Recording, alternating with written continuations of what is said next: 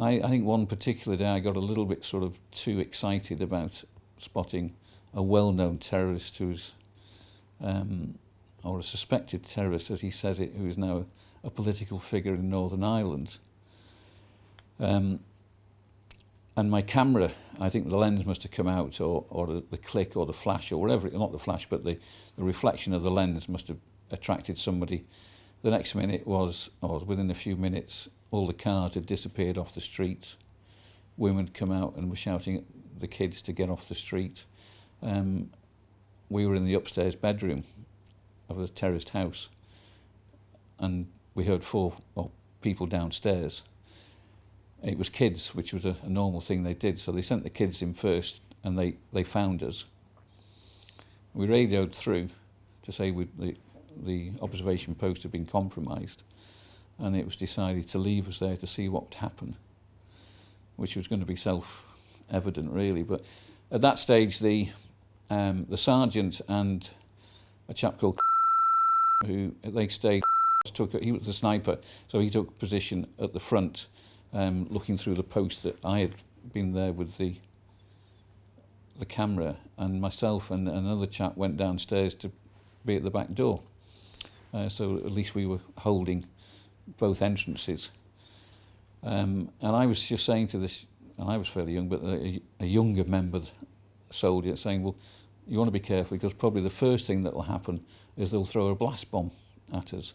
So if you hear in the backyard, go in, get yourself down, and keep your mouth open.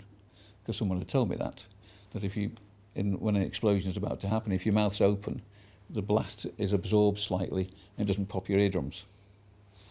So I was just saying that to him. We heard this noise, and we looked at each other, ran inside, and lo and behold, bang, off went the blast bomb.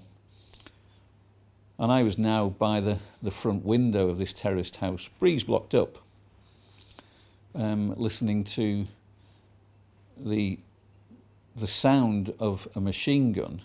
And when a machine gun's been fired, the air that is caused by the rounds ejecting, if you're near to that, if you want ejection, you can feel the pressure. And I could feel the pressure of a machine gun. I heard the noise. And basically there was a guy the other side of the window, of the breeze blocked up window, firing up at the sniper. And there was other snipers firing at the sniper as well.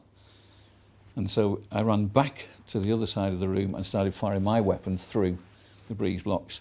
Then shots came from the back, so we went to the back and started returning fire. And this was all probably in about 2 or 3 minutes. And then we heard, almost like the films, the sound of the cavalry arriving. It was the Saracens were arriving, and they had .5 Brownings on top of the